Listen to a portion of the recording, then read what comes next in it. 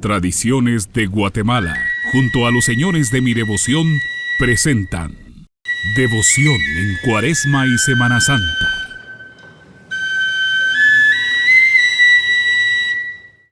Hoy hablaremos de la Semana Santa de antaño.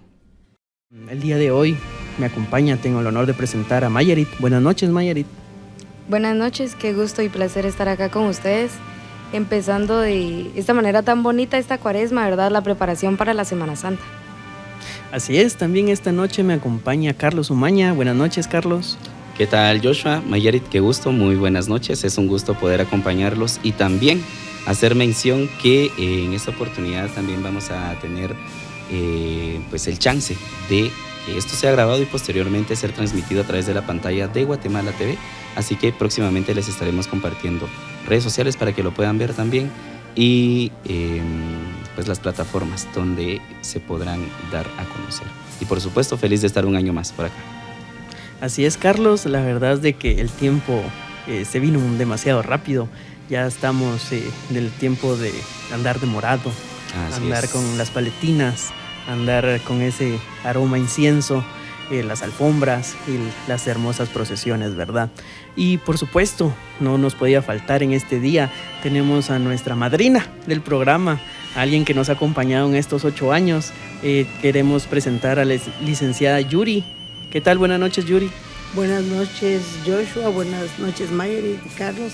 Qué bueno que estemos nuevamente compartiendo, y a ustedes que desde la intimidad de sus hogares, desde las pantallas y la tecnología también nos está observando. Siempre va a ser un gusto estar compartiendo con ustedes, porque creo que esa sangre nueva que ustedes representan es precisamente lo que permite que el legado generacional en elementos como la devoción, la tradición y la fe se vaya multiplicando, y qué bueno que podamos compartir. Así es. Muchas gracias, Yuri. La verdad es que estamos muy emocionados de que estés aquí otro nuevo año con nosotros. Y pues ya para entrar en materia, ¿nos puedes comentar acerca un poquito de ti, el trabajo que has hecho y cómo has colaborado con esto de la Cuaresma y Semana Santa?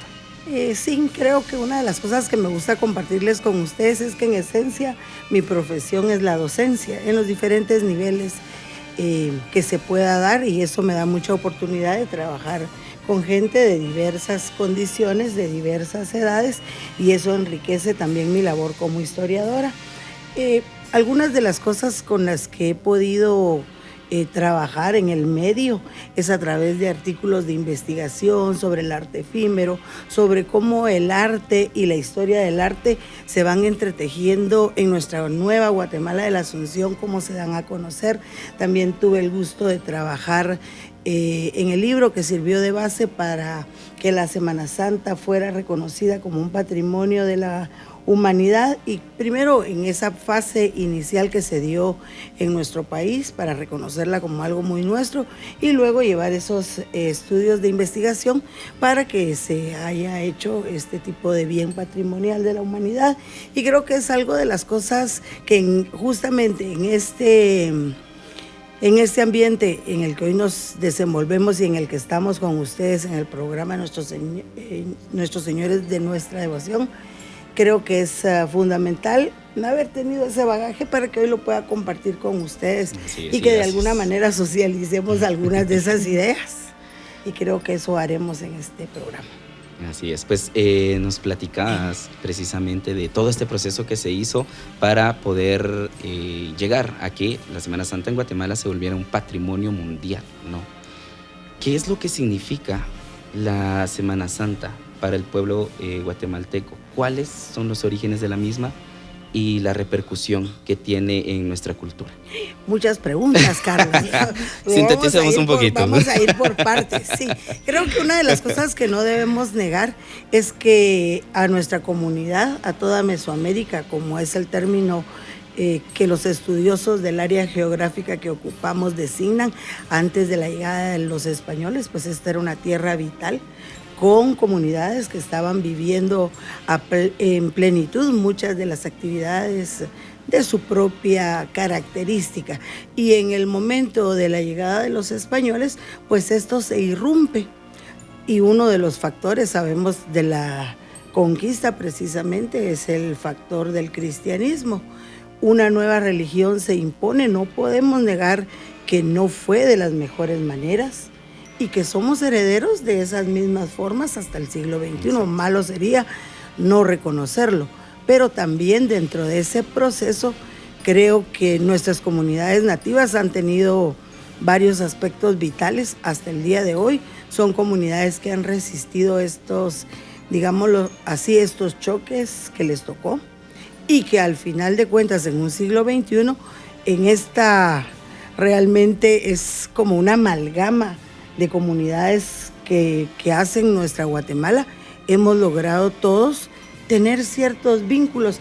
En este caso, la Cuaresma como elemento preparatorio y la Semana Santa como un momento donde se incorpora, no podemos decir que solo el pueblo católico, sino que se da precisamente un impulso a muchos aspectos de todas las creencias. Si nosotros vamos y vemos la economía informal se aviva, hoy ya no tenemos una Cuaresma o una Semana Santa como muy tranquila y sosegada en los hogares, sino que esto se sale a las calles. Las familias salen también a las calles, así es. Y entonces quiere decir que este proceso ha tenido una evolución total a lo largo no de un año, de siglos, así como siglos ha tenido también el establecimiento de los periodos como hoy los conocemos en nuestra historia lineal de Guatemala, ¿verdad? Así es.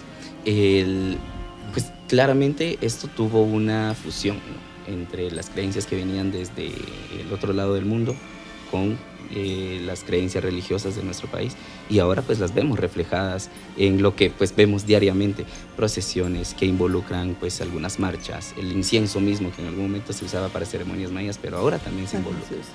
Sí, y digamos el acto de procesionar es algo que culturalmente lo tienen todas las comunidades. Si nos ponemos a hacer un recuento en las paredes de los pueblos egipcios, hay jeroglíficos donde se marcan procesiones. Los pueblos asiáticos tienen momentos de reconocimiento de alguna dignidad y se le procesiona. Los pueblos prehispánicos, ahí tenemos en Bonampak la famosa procesión de los músicos, donde además de ir tocando y ejecutando, también hay algunos elementos que aparecen donde se ve al gobernante acompañado de su séquito, como en una procesión como hoy la vemos nosotros. Hasta el perro va acompañando ese cortejo procesional. Y es lo que actualmente igual sucede, todavía sucede porque es parte de la cotidianidad de las comunidades exaltar una figura de valor, en este caso un gobernante. Hoy pues nosotros en un día como hoy, un jueves del silencio, como es conocido en nuestra comunidad, hoy vemos ese cortejo procesional que tal vez es uno de los que, si no guarda la esencia, sí mantiene muchos elementos que fueron parte de esa, digámoslo así, Semana Santa de antaño, digamos unos 50 años atrás, porque ese cortejo viene de 1955. Pero la procesión en la Nueva Guatemala de la Asunción es justamente donde se va a desarrollar con ese cuerpo que le vemos hoy, con esa cantidad de parafernalia y con algunos elementos que siguen manteniéndose, pero por supuesto, parte de la evolución, se han agrandado, se han especializado, se traen influencias sevillanas, y entonces en este momento vemos un enriquecimiento de cada cortejo con esos impulsos que forman parte de que ya nuestra Semana Santa también es un proceso globalizado. Totalmente, ¿no? Así es.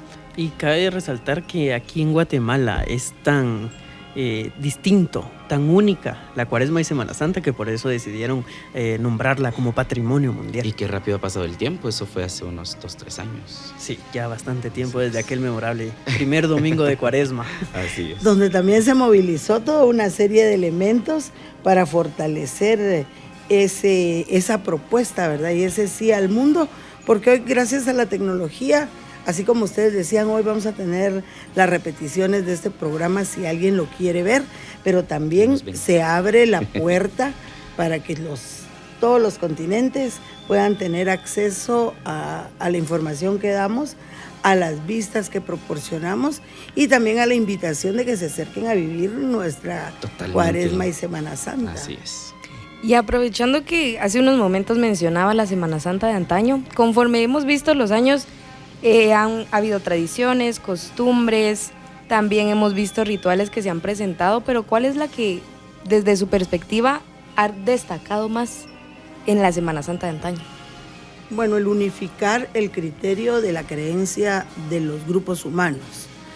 Pueden haber muchas cuestiones, pero creo que es lo que se ha mantenido y lo que sigue dando la fortaleza a eso, que un grupo humano encuentre ese sentimiento de una hermandad, de una cofradía, que digamos la esencia misma de esto es la formación de las cofradías, que eran grupos que se solidarizaban con las necesidades de los hermanos, hacían préstamos, atendían en caso de que alguien se muriera, asistían a muchas de las necesidades que los grupos humanos tienen, y hasta la fecha creo que los movimientos religiosos que más desarrollan potencialmente la gente que llega a ellos es aquellos que se toman el tiempo específico para atender al hermano y para hacerle sentir ese vínculo de unión. Creo que eso lo seguimos manteniendo en diferentes niveles y por supuesto con el tema de cómo a lo largo de los años cada comunidad lo va trabajando.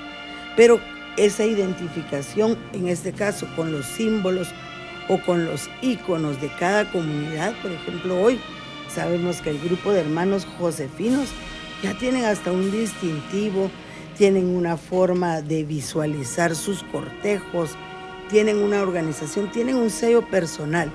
Y si nos vamos con cada cortejo en la actualidad, en el siglo XXI, cada quien tiene su forma y su vínculo de atraer a esos feligreses a esa comunidad. También vemos ese toque de humanismo entonces, ¿verdad? En donde ponemos la felicidad, el bienestar y la salud de las personas sobre todas las cosas y también sobre la presencia de Dios, que es quien nos está acompañando. Sí, digamos eso en esencia de quienes somos católicos practicantes, porque ahí vuelvo a recalcar esto. Hay muchas gentes que se unen al proceso no siendo de la religiosidad. Ah, bueno, tengo 3 amigos que no participan, pero como tú vas, te vamos a acompañar. Y ya conocemos y nos queremos juntar el día que pasa la procesión por tu casa. Ya tenemos unos, como quien dice, unos procesos socializadores, donde hemos ido creciendo, conociendo de cada una de las situaciones. Y veamos, yo justamente hoy le hablaba a un grupo de estudiantes, ustedes pueden ir a una procesión y ustedes van a tener a lo largo del recorrido un despliegue de instrumentos musicales que van siendo ejecutados con maestría, con gente totalmente profesional. Hoy la procesión lleva una banda de lujo. Sí, totalmente. Uno de los maestros, no solo por su capacidad interpretativa, sino que por su alto grado académico, es el maestro Luis Pirir, y las ejecuciones que se logran es tener prácticamente un concierto en la calle. Y la música, que es el lenguaje universal, no reconoce quién es creyente y quién no, ¿verdad? Sí, entonces, un potencial muy importante en los cortejos procesionales. Precisamente de eso me viene a la mente una anécdota. Yo tengo pues una tía que no es de la religión católica y ella en algún momento trabajaba mucho en la calle y nos decía, yo no soy partidaria de las procesiones, pero me fascina escuchar las marchas. Entonces eso ya le da un sentido totalmente diferente, ¿no? O sea, ya no es algo meramente religioso, sino es algo también cultural que llama a más personas. Y bien lo decía, esto involucra pues muchas expresiones de arte también. Vemos las alfombras, vemos a las personas que están involucradas en la elaboración de adornos, la música misma, o sea, ya envuelve y tiene pues un público más grande, por decirlo de cierta manera. Sí, muchos de los talleres de bordadores también. No pertenecen digamos, al grupo católico, sin embargo están revistiendo las imágenes con los trabajos artesanales que salen de esos lugares. Así es, ampliando un poquito lo que decía Carlos, es tan bonito todo el arte que hay que llama la atención de turistas. No por algo el quinto domingo en la antigua Guatemala es uno de los, bueno, del día donde más turistas vienen a ver una procesión, no digamos el Domingo de Ramos también con Jesús de la Merced. Sí, ahora ya es una oportunidad de incremento también a la economía local, se podría hasta mencionar, o del país, porque ya se presenta a la Semana Santa en Guatemala como pues un atractivo turístico a los ojos del mundo. Sí, ya está establecida la ruta religiosa, entonces eso como en las grandes localidades, ¿verdad? Va uno a Europa y ya puedes hacer tu camino a Santiago de Compostela y tiene esa dinámica que por un lado es puramente religiosa, pero por el otro te viste también del conocimiento de una cultura, de la asistencia de un grupo humano. Y por ejemplo, para el tema del turismo, esto potencialmente hay quienes lo consumen, ¿verdad? Si lo vemos así en el grado económico, sí hay quien. Y alrededor de nuestras comunidades también se desarrolla un proceso fuerte económico, porque hay que abastecer de alimentos, hay que abastecer de flores, hay que abastecer desde esas gorritas que suelen comprar. Los recuerditos. Sí, los recuerditos. Entonces hay toda una gama de objetos que forman parte ya de este proceso de la Cuaresma y Semana Santa. Hoy, de aquí hasta que se termine, todos los viernes, llegar a la Antigua por el tema de las velaciones nos cuesta. Sí, ya no es que solo el pueblo antigüeño las haga, sino que vamos en busca de telones, vamos en busca de esos artísticos altares que se hacen, la gastronomía, y tenemos toda una línea de situaciones, y colateralmente a eso, bueno, me llevo a ciertos amigos que no son de la religiosidad, pero van y comparten. En lo que yo voy a ver, lo que a mí me interesa, ustedes, hay realmente un abanico de posibilidades. Pues bien, hablamos precisamente de la Semana Santa de antaño. Esto pues ha evolucionado con los años. ¿Alguna comparativa, Yuri, de la Semana Santa de años a la actual? Sí, recordemos que estos procesos siempre, lo que vemos en el siglo XXI es una evolución que se va a marcar a partir de los años 1900, ya en la nueva Guatemala de la Asunción. De hecho, las primeras comunidades que seguían sus aspectos religiosos, recordemos que estaba muy marcado el ser español, el no ser parte del círculo central. Las iglesias inicialmente no permitían el ingreso a los nativos.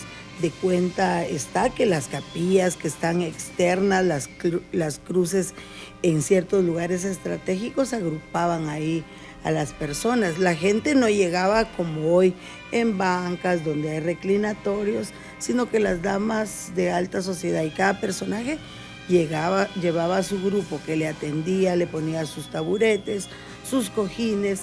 Los rezos eran hasta en otros idiomas. En Guatemala, tal vez hasta los años 70, todavía los sacerdotes hacían la misa en latín y de espaldas al pueblo.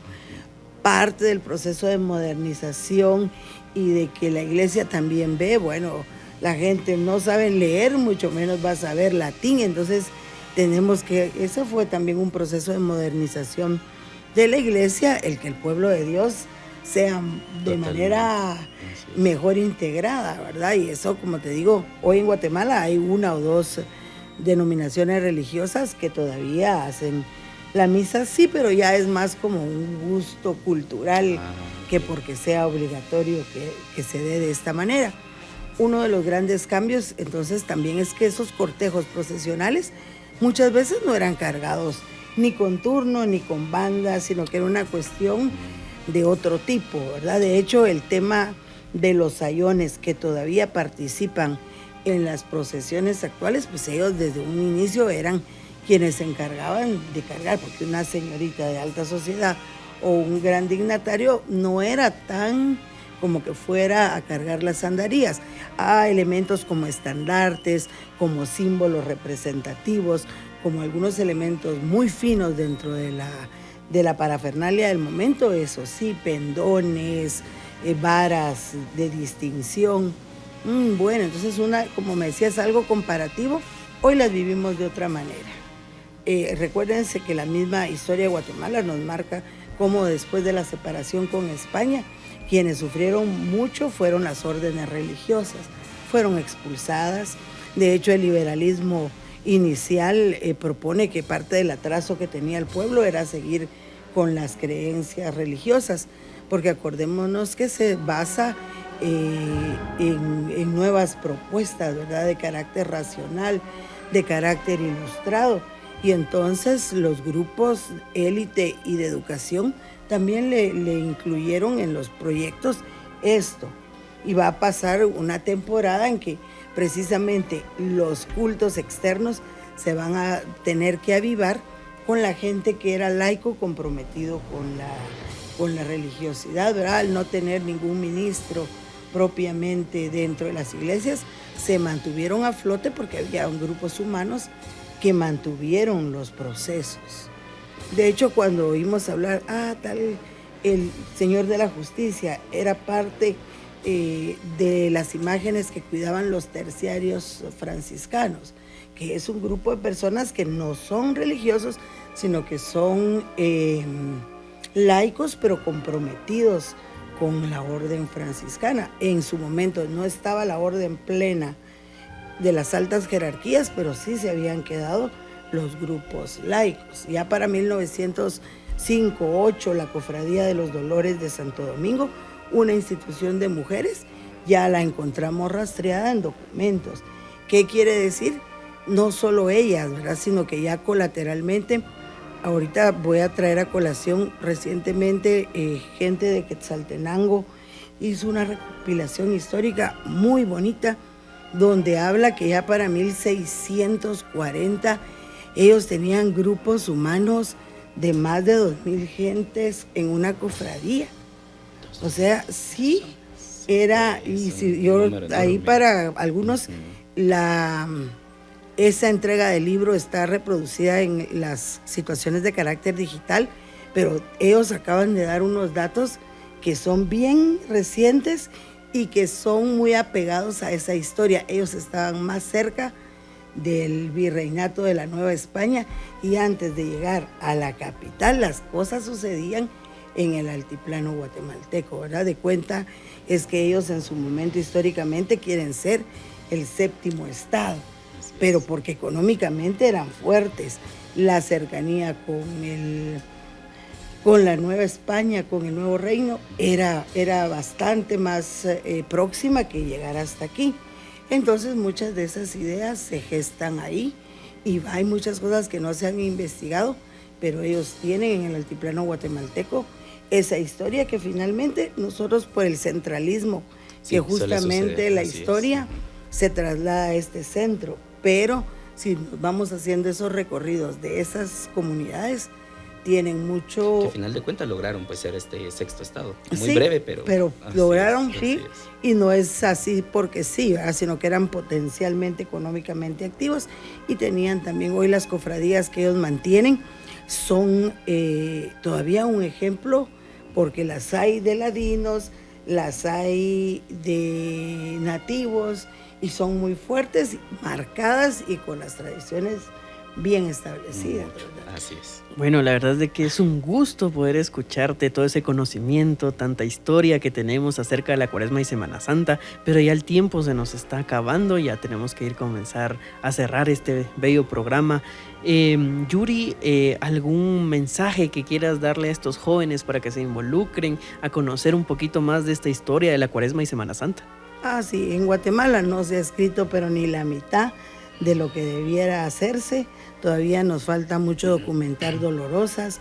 Toda el área del altiplano tiene muchos archivos que no han sido ni siquiera tocados ni organizados. Creo que para la juventud interesada, eso es muy, muy importante que tengamos en cuenta, que no hemos escrito pero ni la mitad de lo que deberíamos saber, y que además la historia se va construyendo con cosas nuevas. Hoy tenemos todo lo del siglo XXI, pero ¿cuántos de ustedes están escribiendo del siglo XXI? De lo que pasa al interior, lo legalmente conocido y lo que va bajo. Porque recordémonos que también las historias que hemos estado escribiendo a veces están parcializadas, y todavía falta escribir la historia de los otros, ¿verdad? Porque estamos escribiendo la nuestra, de los que vivimos adentro de cada institución, pero hay historias que se están tejiendo abajo de todos estos procesos y de esa no se ha escrito mucho. Así es. Pues bien, este es un espacio para aquellas personas que quieran aprender un poco más de datos históricos respecto a la Cuaresma, que es este proceso que nos lleva a la Semana Santa, ¿no? Por ello, los invitamos a seguir nuestras redes sociales, Los Señores de mi Devoción, en Facebook, en Instagram, TikTok, que estamos en un live también, y por supuesto ahí vamos a estar compartiendo también parte de estos programas que pues nos ayudan tanto a nosotros, que también venimos a aprender acá, y a quienes nos están escuchando también a través de Radio TGW. Bueno, muy bien. Agradecemos mucho, Yuri, por aceptar la invitación, por estar con nosotros, por iluminarnos con toda esta información, todo lo que tenemos que aprender. En verdad, este patrimonio que hemos tenido ya de estos 3 años y que lo vivimos cada año con nuestros familiares, con nuestros amigos, a veces solo con nuestros compañeros. Pero la verdad es de que es un sentimiento tan bonito estar en esta nueva Cuaresma, que la vamos a vivir todos profundamente. Así es. Bueno, entonces agradecemos a todos por su sintonía. Los invitamos para que nos sigan este martes en un nuevo programa donde seguiremos teniendo invitados de esta calidad. Agradezco mucho, Mayerit, Carlos, Yuri, muchas gracias por estar el día de hoy. Nos despedimos. Feliz noche.